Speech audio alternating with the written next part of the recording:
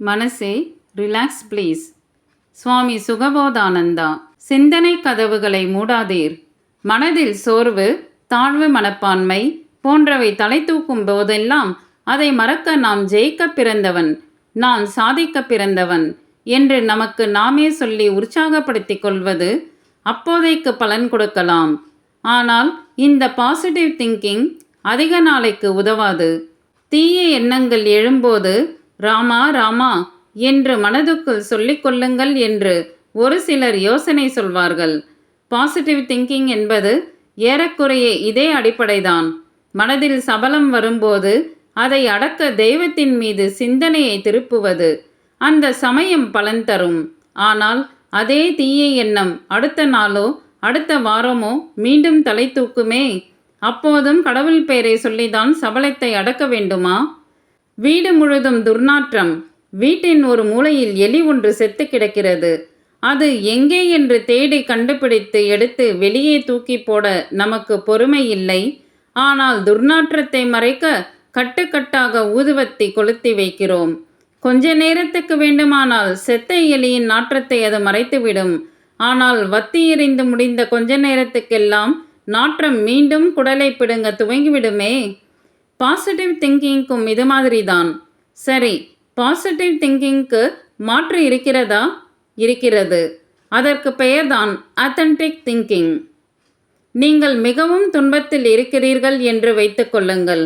ஐயையோ, நான் படும் துன்பத்தை சுற்றியே என் சிந்தனை சுழல்கிறதே என்று வெறுப்படைந்து, இல்லை நான் மகிழ்ச்சியோடு தான் இருக்கிறேன் என்ற பாசிட்டிவ் திங்கிங் என்ற சித்தாந்தத்தின் படி மாற்று சிந்தனையை திணிக்க நீங்கள் முயற்சி செய்தால் மனதுக்குள் ஒரு போராட்டம்தான் உருவாகும்.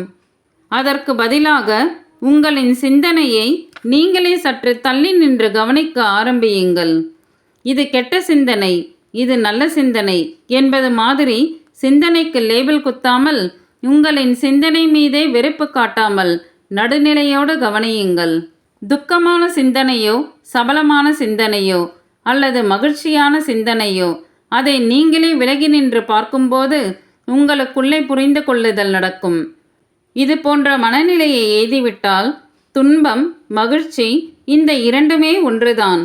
மகிழ்ச்சி எப்படி ஓர் அனுபவமோ அதேபோல் துயரமும் ஓர் அனுபவமே. ஆனால் மனதிலே அமைதியும் தெளிவும் இல்லாத மனிதர்களுக்கு மகிழ்ச்சி கூட சோகமானதாக போய்விடும். அவர் நடுத்தர பிரிவை சேர்ந்தவர். அவருக்கு 6 பெண்கள். எல்லோருமே கல்யாண வயதை அடைந்தவர்கள். 6 பெண்களுக்கும் எப்படி திருமணம் செய்து வைப்பது என்று கவலைப்பட்டே அவருக்கு ஒரு நாள் மாரடைப்பு வந்துவிடுகிறது. அவரை மருத்துவமனையில் சேர்க்கிறார்கள். அந்த நேரம் பார்த்து அவர் வாங்கி வைத்திருந்த ஒரு பரிசு சீட்டுக்கு 10 லட்சம் ரூபாய் விழுகிறது. இந்த மகிழ்ச்சியான செய்தியை அவரிடம் சொன்னால் அவருக்கு மீண்டும் மாரடைப்பு வந்துவிடுமோ என்று பயந்த மனைவி டாக்டரை விட்டு இந்த செய்தியை தன் கணவரிடம் பதமாக சொல்கிறாள். டாக்டர் மனோ தத்துவ முறையில் கேஷுவலாக அவளது கணவரிடம் பேச்சை ஆரம்பிக்கிறார். உங்களுக்கு லாட்டரியில் 1 லட்சம் பரிசு விழுந்தால் என்ன செய்வீர்கள்? நான் என் மூத்த பெண்ணுக்கு திருமணம் செய்து விடுவேன். சரி, 2 லட்சம் விழுந்தால்? 2வது பெண்ணுக்கும் கல்யாணம் முடித்து விடுவேன். சரி, 10 லட்சம் விழுகிறது என்று வைத்துக்கொள்ளுங்கள். எனக்கெல்லாம் எங்கே டாக்டர் 10 லட்சம் விழும்? அப்படி ஒருவேளை விழுந்தால் சத்தியமாக உங்களுக்கு 2 லட்சம் தந்து விடுவேன். எதிர்பாராத இந்த இன்ப அதிர்ச்சியில் டாக்டருக்கு ஹார்ட் அட்டாக் வந்து இறந்து விட்டார். மகிழ்ச்சி எப்படி ஒரு சுவையோ அதே மாதிரி துயரமும் ஒரு சுவை. இந்த சித்தாந்தத்தை ஏற்றுக்கொள்வது கஷ்டமாக கூட இருக்கலாம். நான் சிறுவனாக இருந்தபோது என் அம்மா பாகற்காயை விரும்பி சாப்பிடுவார். அப்போது கசப்பான ஒரு பொருளை அம்மா எப்படி ரசித்து சாப்பிடுகிறார் என்று எனக்கு ஒரே குழப்பம்.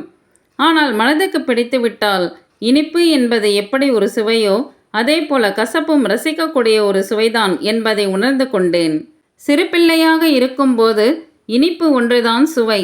கசப்பு, துவர்ப்பு, புளிப்பு எல்லாம் சுவையில்லை என்று நமக்கு நாமே முடிவெடுத்து கொண்டு சிந்தனையின் கதவுகளை மற்ற சுவைகளுக்கு இடம் தராமல் எப்படி மூடி விடுகிறோமோ அதே மாதிரிதான் இந்த விஷயமும். மகிழ்ச்சி மட்டும்தான் நல்ல உணர்ச்சி, மற்றது எல்லாம் வெறுக்கத்தக்க உணர்ச்சிகள் என்று எண்ணி வாழ்க்கையில் நாம் அநேக உணர்ச்சிகளுக்கு கதவை திறப்பதில்லை. இப்படி எந்த சிறையிலும் அடைபடாமல் தள்ளி நின்று சிந்தனையை கவனிக்கும்போது மனது தானாகவே அமைதி அடையும், திரைகள் விலகும், உண்மைகள் புரியும், வாழ்க்கை அழகாக, அற்புதமானதாக, ஒரு மலரைப் போல மௌனமாக, மென்மையாக விரியும்.